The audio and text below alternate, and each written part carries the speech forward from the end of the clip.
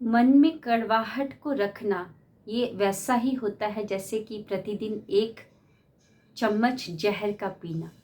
A very good morning everybody. मैं शोभा सिंह आप सभी का स्वागत करती हूँ अपने आज के वीडियो में। कैसे हैं आप लोग? आई होप बहुत ही अच्छे होंगे, लाइफ में बहुत ही मस्त होंगे और अपने आप से खूब सारा प्यार कर रहे होंगे। Thank you so very much कि आप लोग मुझे बहुत ही प्रेम कर रहे हैं। बहुत ही अच्छे अच्छे कमेंट्स आपके मैं देखती हूँ, पढ़ती हूँ, जो कि मुझे बहुत प्रोत्साहित करते हैं इस मार्ग में और आगे जाने के लिए। So thank you so very much. आज का जो वीडियो है बहुत ही खास है। ये वीडियो किसके ऊपर होने के लिए जा रहा है, यानी कि क्षमाशीलता, फॉरगिवनेस। गौतम बुद्ध का एक कथन है कि बहादुर इंसान को अगर ढूंढना हो तो बहादुर इंसान वो होगा जो क्षमा कर दे। क्षमा में बहुत बड़ी ताकत है। जैसा कि मैंने स्टार्टिंग में बोला कि कड़वाहट को मन में रखना उसी समान होता है जैसे कि डेली एक जहर का घूंट पीते रहना। वो जहर जब जमा होते रहता है तो सामने वाले को नुकसान नहीं कर रहा है, जिसके लिए आपने कड़वाहट को पाल रखा है उसको कोई नुकसान नहीं पहुंचा रहा है, बल्कि नुकसान तो आप ही का हो रहा है। जितनी भी बीमारियां होती है, अगर देखा जाए तो वो बीमारियां कहीं ना कहीं इन्हीं कारण होती है कि हम दिल में से उन चीज़ों को निकाल नहीं पाते हैं, माफ़ नहीं कर पाते हैं, उस अतीत को पकड़ के रखते हैं। अतीत बीत चुका है। हाँ, माना कि अतीत को बदला नहीं जा सकता है, लेकिन अतीत से रिलेटेड आ रहे नकारात्मक विचारों को हम दूसरा रास्ता दिखा सकते हैं, उसको निकाल सकते हैं, मूव ऑन कर सकते हैं। बस आपको मूव ऑन करना है, फॉरगिव लोगों को करना है, अपने लिए, अपने आप को अंधकार से हटाने के लिए, किसी और के लिए नहीं, किसी और के लिए नहीं। बस मुझे अपने आप को अंधकार से, मुझे ना तो किसी का कोई नेम टैग चाहिए, ना ही मुझे कोई अवार्ड चाहिए। बस मुझे क्षमा करना है, इसलिए क्योंकि मुझे हल्का होना है, मुझे अपने आप को अंधकार से रोशनी की तरफ लेके जाना है। एक जो रॉकेट होता है, वो रॉकेट सबसे ऊंची उड़ान यानी कि ऑर्बिट के उस तरफ भी उड़ता है तभी जब वो अपने जो चारों तरफ कैप्सूल्स होते हैं, भारी भरकम कैप्सूल्स होते हैं जिनमें ही आग लगती है, वो कैप्सूल्स को धीरे धीरे छोड़ते जाते हैं, तब जाकर वो हल्के होते हैं, तब जाकर ऊपर उड़ान को भरते हैं। ट्रेन क्यों नहीं उड़ता है? क्योंकि वो इतने सारे यात्री को लेकर चलता है। प्लेन उड़ता है क्योंकि वो हल्का होता है। तो आज हम देखेंगे कि कैसे हल्के हो सकते हैं, यानी कि क्षमा कैसे कर सकते हैं। क्षमा करने के लिए कई तरीके हैं। आप मिरर टेक्निक को अपना सकते हैं, मेडिटेशन कर सकते हैं। वो तो आप जब मेरी क्लासेस में आएंगे तब तो मैं आपको करवा ही दूंगी, लेकिन समझना क्या है कि क्षमा क्यों करना है। पहला, अंधकार से खुद को निकालना है, रोशनी की तरफ जाना है, हल्के होना है। वो अतीत था। जब खाना खा लेते हैं तो बचा हुआ कुछ खाना प्लेट में, क्या हम उसको ऐसे सजा कर रखते हैं, बार बार उसको खोल के देखते हैं, कि कूड़ेदान में डाल देते हैं? और अगली सुबह जब नया फ्रेश खाना पकाते हैं तो फिर कूड़ेदान में हम जाकर देखते हैं, जाकर कि कचरा है कि नहीं, और क्या हाथ डालकर निकालते हैं क्या? कचड़े को कचड़े में ही जाने देते हैं, है ना? तो पहले अपने आप को रोशनी की तरफ लेके जाना है, वो अतीत था। दूसरा, ये जीवन एक पाठशाला है, इतना समझ लीजिए, पाठशाला है। यहाँ पर हम सब सीखने के लिए आए हैं। ये जो आत्मा है, ये आत्मा जिसने शरीर का चोला पहन रखा है, ये आत्मा अपने आप को अपग्रेड करने के लिए आई है, अपनी चेतना को अपग्रेड करने के लिए आई है, सीखने के लिए आई है। हम सभी इस पाठशाला, ये जिंदगी पाठशाला है और हम सभी स्टूडेंट्स हैं। और जो मेरे जीवन में आकर मुझे प्रताड़ित किया, कुछ बुरा भला कहा, जिनकी बातों को मैं दिमाग से नहीं निकाल पा रही हूँ, जिनकी दिमाग को मैं जिनकी बातों को मैं पकड़ रखी हूँ कि ये क्षमा के योग्य नहीं है, एक्चुअल में वो हमारे अध्यापक हैं, शिक्षक हैं। हमको ये एकदम क्लियरली समझ लेना है कि जीवन पाठशाला है। हम सभी स्टूडेंट्स हैं। जो मेरे जीवन में आया, कुछ ऐसा किया जिसकी वजह से आज मैं दुखी हूँ, तो उसको मुझे शिक्षक समझना है।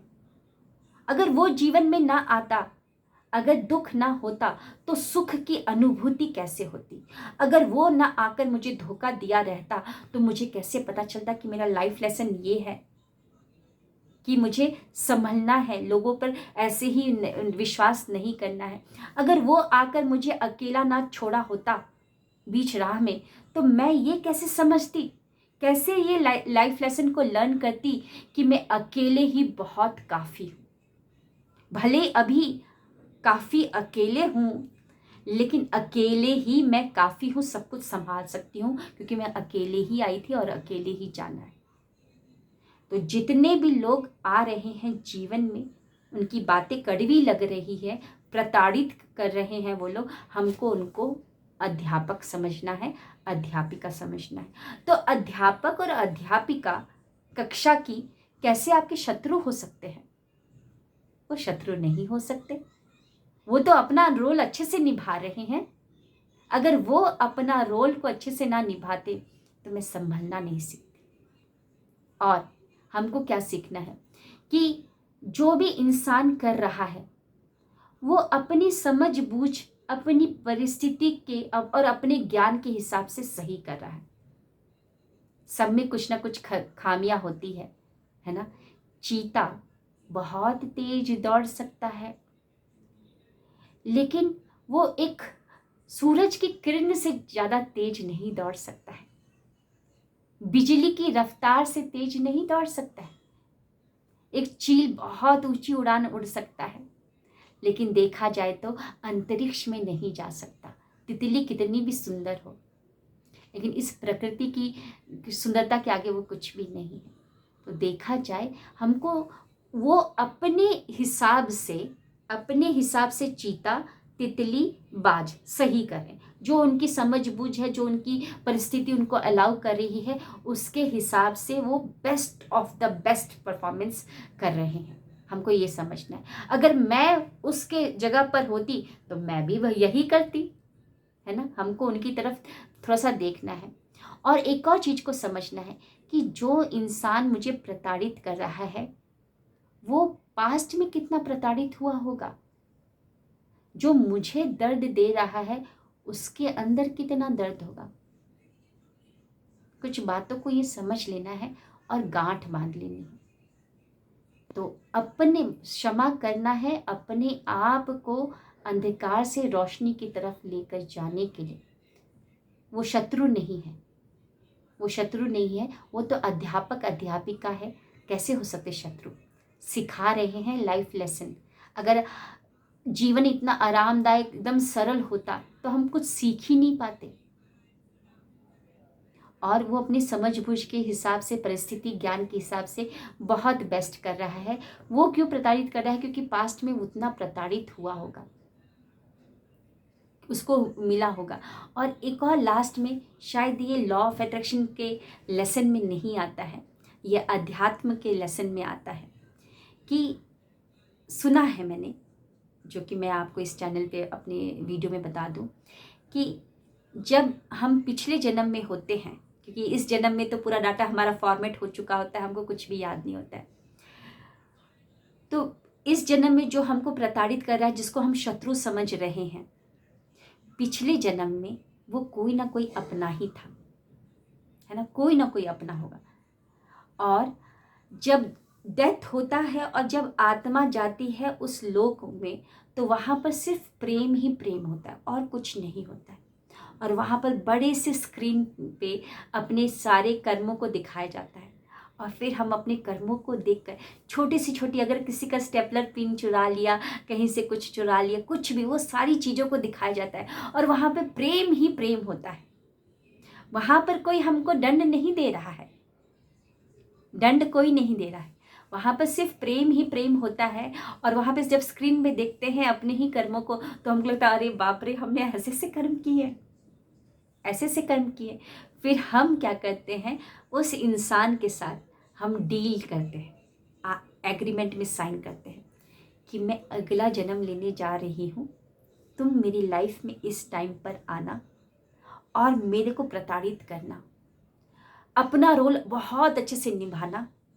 जब तक मैं अपने लाइफ लेसन को लर्न ना कर लूँ ना, तब तक अपने रोल को तुम अच्छे से निभाते रहना।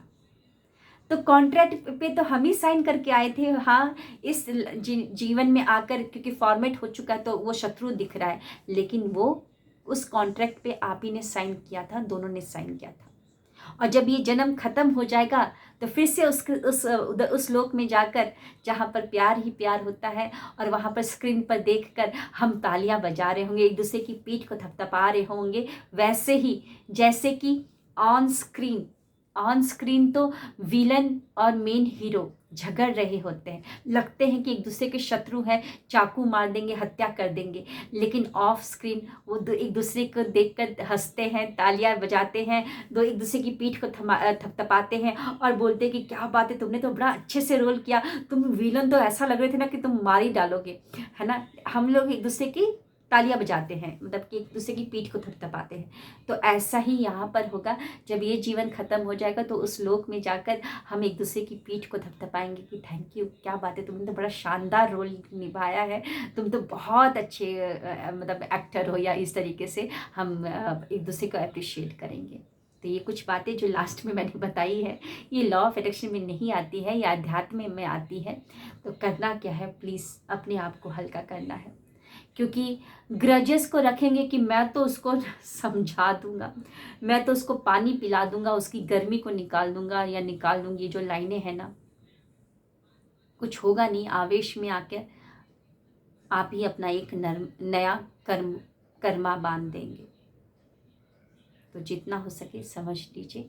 और आप सभी को मैं बता दूं, बहुत जल्दी मैं फॉरगिवनेस मेडिटेशन लेकर आ रही हूँ एंड मिरर टेक्निक लेकर आ रही हूँ। अगर आपको अपने आप को उजाले की तरफ लेके जाना है तो बिल्कुल अटेंड कीजिए, प्रकाश में लेके जाइए अपने आप को। ग्रजेस पालने से कुछ नहीं होगा, ग्रजेस पालते पालते बीमार हो जाएंगे, है ना। और उसका तो कुछ नहीं जाएगा, आप ही का जाएगा। और 1 मई से 21 डेज़ की माइंड रीप्रोग्रामिंग सेशन स्टार्ट होने जा रहा है। जिनको अपने ऊपर काम करना है रजिस्टर कीजिए। ओके, मिलते हैं नेक्स्ट वीडियो में। कैसा लगा आज का वीडियो, कमेंट्स आपके बताएंगे, दर्शाएंगे कि आपने मेरे पूरे वीडियो को देखा कि नहीं देखा। आपके कुछ शब्द मुझे बहुत ज़्यादा मोटिवेट करते हैं, है ना। Thank you.